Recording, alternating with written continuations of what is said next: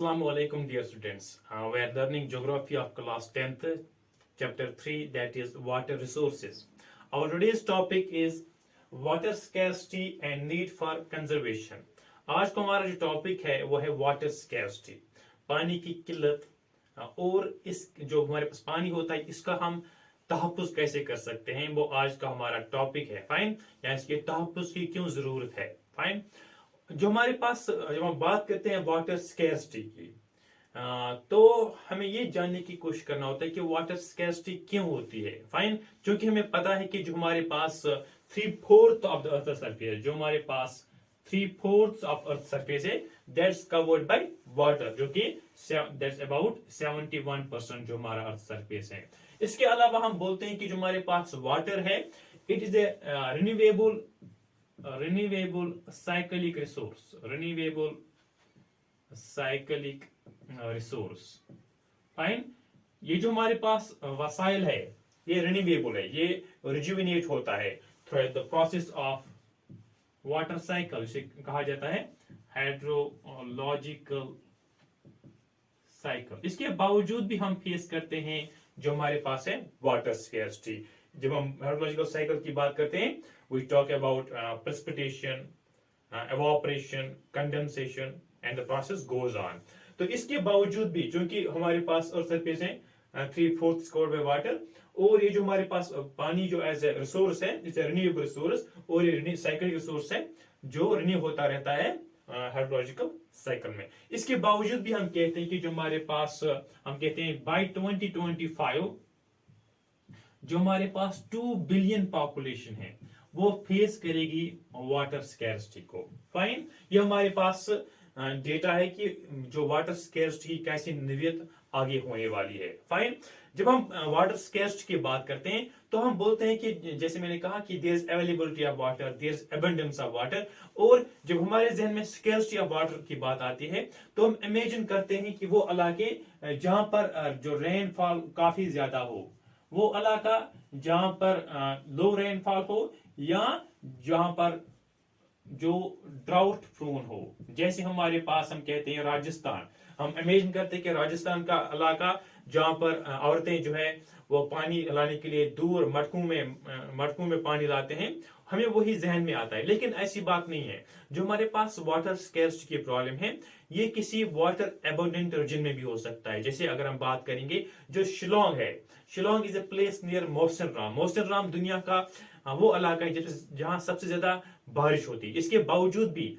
In the vicinity of जो हमारे पास मौसिनराम है उसके बगल में शिलोंग पड़ता है, वहां पर इसके बावजूद भी वाटर स्कैर्सिटी होती है। और ये वाटर स्कैर्सिटी जम्मू कश्मीर में भी हो सकती है। इवन जहां पर हम देखते हैं कि there is abundance of water, यहाँ पर भी बाज़ औक़ात पानी की किल्लत हम देखते हैं। फाइन, और इसके अलावा जो हम बात करते हैं कि वाटर जो स्कैर्सिटी है इसके कौन से वजूहात है। नंबर 1 जो रीजन है that is variation of seasons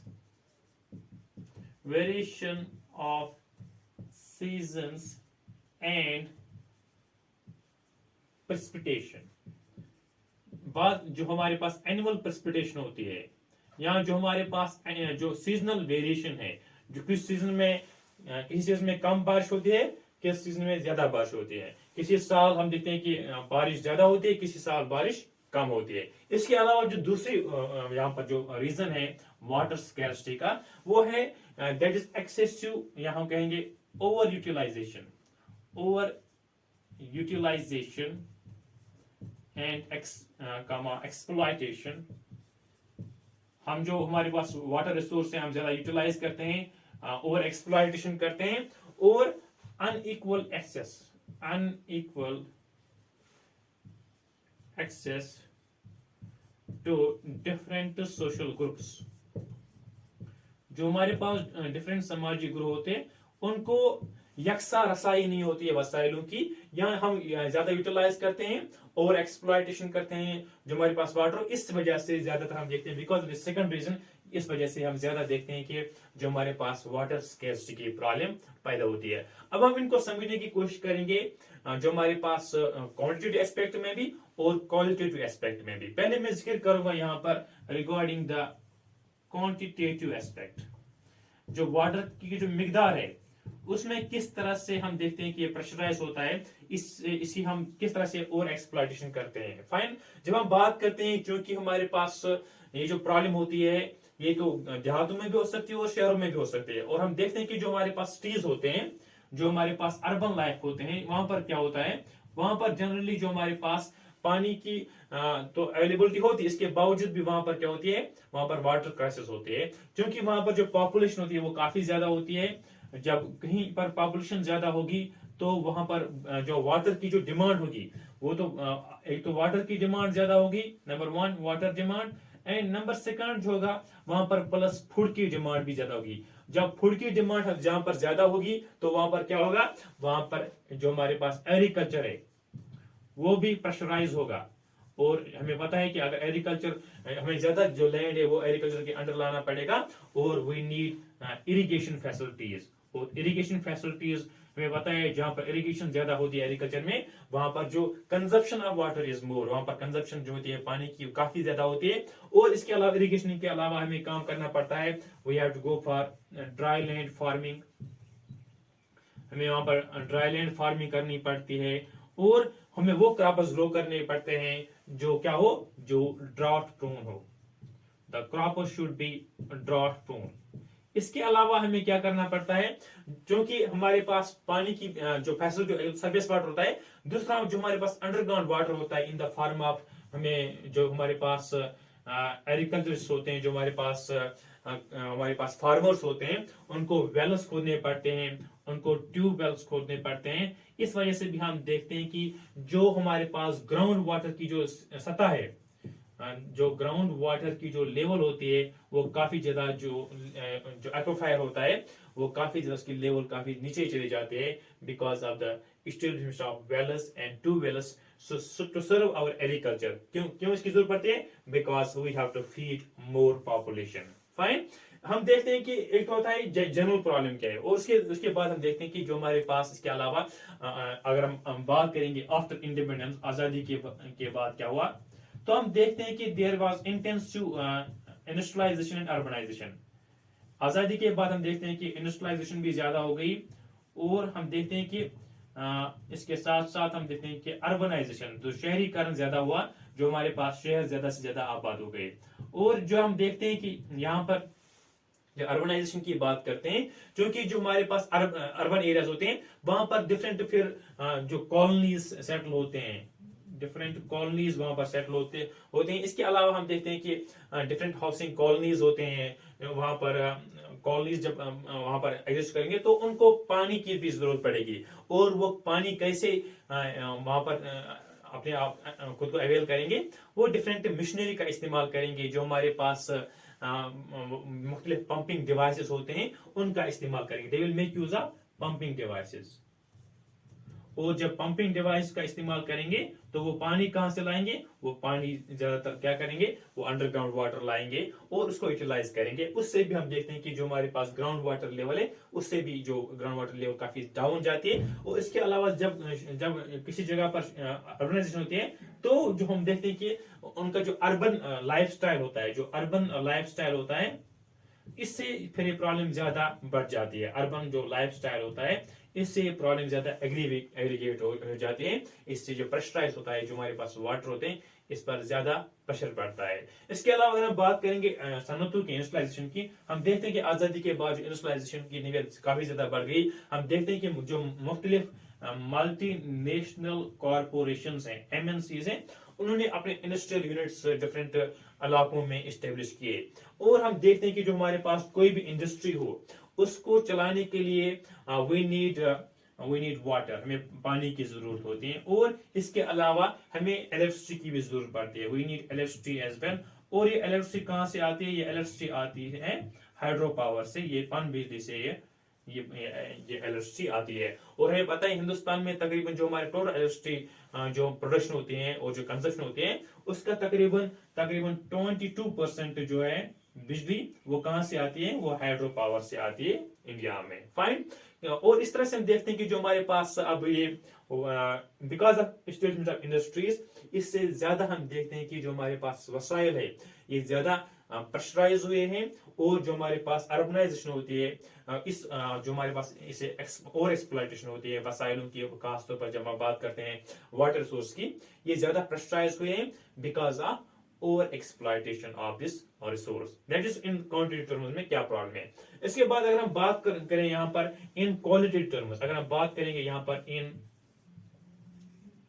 qualitative terms या क्वालिटेटिव एस्पेक्ट में, हम देखते हैं कि बाज़ का तो पानी सफिशिएंट होता है, लेकिन वो पानी हम इसके बावजूद भी वाटर स्कैर्सिटी होती है। ये क्यों होता है? Because of bad quality of water, because of bad quality of water.